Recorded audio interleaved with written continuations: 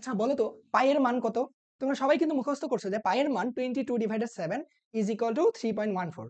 আচ্ছা কখনোই কি তোমাদের মাথায় এই ধরনের প্রশ্ন আসেনি যে কেন পায়ের মান 22/7? দেখো পায়ের মান 22/7 কেন? আমাদের বইয়ে জাস্ট এইটুকুই বলে দেওয়া আছে পাই ইজ ইকুয়াল টু 22/7, রাইট? আচ্ছা আজকে তোমাদের আমি দেখাই যে পায়ের মান কিভাবে 22/7 চলে আসছে। বুঝতে পারছো? পুরো বেসিকটা দেখো তোমাদের দেখাচ্ছি। দেখো এটুকু মনে রাখো, পাই ইজ ইকুয়াল টু পরিধি ডিভাইডেড একটি বৃত্তের ব্যাস। যে কোনো বৃত্তের ব্যাস আর পরিধি যদি যেমন জানা থাকে পায়ের মান তুমি বের করতে পারবা। যতটুকু বৃত্ত হোক, ছোট বৃত্তের হলেও তার পরিধিকে তার ব্যাস দ্বারা যদি ভাগ করো তাহলে তুমি পায়ের মান পেয়ে যাবে। একটা বড় বৃত্ত নিলেও সেম জিনিস।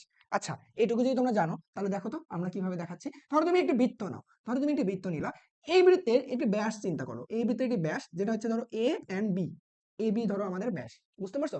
এখন এই এ বি ব্যাসকে, এই এ বি ব্যাসকে আমি বাইরে নিয়ে আসলাম। ধরো এই এবি ব্যাসকে বাইরে নিয়ে আসলাম। আচ্ছা এখন এই এবি ব্যাসকে ধরো তুমি বেন্ড করলাম, একটা এরকম সোজা ছিল, বেন্ড করে তুমি এর পরিধি বরাবর বসাও, এর পরিধি বরাবর বসাও। ধরো তুমি এইখান থেকে এই অংশটুকুকে এখানে বসাইলা, ধরো এখান থেকে এখানে একটু বসাইলা। বুঝতে পারছো? ধরো এ বি এর পজিশনটা তাহলে এখানে আসলো। ঠিক সেম ভাবে আবার এই পরিধিটাকে বসাও, পরিধির উপরে বসাও। দেখো এখানে আসলো। এটা ধরো আমার কি, তখন আমাদের ধরো কি এটা হচ্ছে এ, এটা হচ্ছে তখন কি বিতে আসলো। এক কথা আমি কি দুইটা ডায়ামিটারের লেন্থ আমি এখানে বসালাম, এটা ডি, এখানে একটা ডি। এখন দেখো আরো একটা বিশাল গ্যাপ আছে, যদি এই আবার যদি সেম ডায়ামিটারটাকে বসাই আমাদের এই পর্যন্ত চলে আসে, এই পর্যন্ত চলে আসে। বুঝতে পারছো? ধরো এখানে আমাদের আরেকটা ডি। এখন দেখো পুরা সার্কামফারেন্স বা পুরা পরিধিকে কভার করতে আমাদের তিনটা ডি বসাইছি, এর পরিপূর্ণ হয়নি, কোন একটা জায়গায় গ্যাপ আছে। এই গ্যাপ কতটুকু বলতো? এই গ্যাপের অংশটুকু এতটুকু না? এই যে দেখো এই এতটুকু আমাদের গ্যাপ আছে, এতটুকু আমাদের গ্যাপ আছে। এখন আসো এই গ্যাপের অংশটুকু কতটুকু? বুঝতে পারছো? এখন তুমি যদি দেখো এই যে আমাদের ব্যাস ছিল, এই ব্যাসকে ধরো আমি 7টা ভাগে ভাগ করলাম, 7টা ভাগে ভাগ করলাম। ধরো তুমি 7টা ভাগে ভাগ করে নাও। ধরো একটা, তারপর হচ্ছে ধরো দুইটা, তারপর তিনটা, চারটা, পাঁচটা, ছয়টা, 7টা ভাগে ভাগ করলাম। কারণ এই গ্যাপের অংশটুকুকে তুমি যদি এই এক ভাগের মধ্যে বসাও, এই এক ভাগের মধ্যে বসাও, দেখা যাবে যে আসলে এতটুকু হয়। আসলে ফুলফিল ওই এক ভাগটাকে পূরণ করে না, পূরণ করতে পারতেছে না। এখন কথা হচ্ছে ভাই তাহলে আমি 7টা ভাগে ভাগ না করে 8টা ভাগে ভাগ করি, তাহলে ছোট হয়ে আসবে, হয়তো কভার হয়ে যাবে। দেখো তুমি এইটাকে একটু সোজা করে রাখি। দেখো এই ব্যাসটা কি, এই সেম এই ব্যাস বাবাজিকেই কপি করে নিয়ে আসো তো। নিয়ে এসে ধরো একে আমি কি করব, একে 8টা ভাগে ভাগ করব, একে 8টা ভাগে ভাগ করে ফেলবো, একে 8টা ভাগে ভাগ করব। ওকে, দেখো 8টা ভাগে যখন ভাগ করব তখন কি হয়, ধরো একটা, দুইটা, তিনটা, চারটা, পাঁচটা, ছয়টা, সাতটা, 8টা ভাগে ভাগ করছি। এখন তুমি যদি এই অংশটুকুকে এখানে বসাও, দেখা যাবে এটা আবার একটু বড় হয়ে যায়, এটা আবার একটু বড় হয়ে যায়।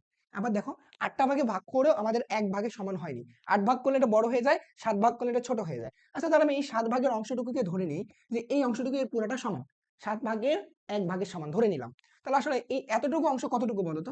এই এতটুকু অংশ যে ছিল, এই এতটুকু মানে কত? যে ডি এর 7 ভাগের 1 ভাগ বলতো, এই অংশটুকু মানে হচ্ছে কত? d/7, diameter by 7। বুঝতে পারছো? আচ্ছা বলো এখানে কয়টা ডি ছিল? একটা ডি, দুইটা ডি, তিনটা ডি, d/7। তো টোটাল পরিধি কত বলো তো? তাহলে এখানে টোটাল পরিধি কত? দেখো পরিধি ইজ ইকুয়াল টু যা দাঁড়াচ্ছে 3d প্লাস d/7, d/7। এটাকে যদি তুমি ক্যালকুলেট করো কত আসে বলো তো? 22d divided 7। এটা কি পরিধির ভ্যালু না বলো তো? পরিধির ভ্যালু তুমি কত পাইলা? 22d divided 7। ওকে, এখন দেখো তুমি পাইয়ের ভ্যালুটা বের করো। আচ্ছা পাই ইজ ইকুয়াল টু কত ছিল? পরিধি ডিভাইডেড ব্যাস।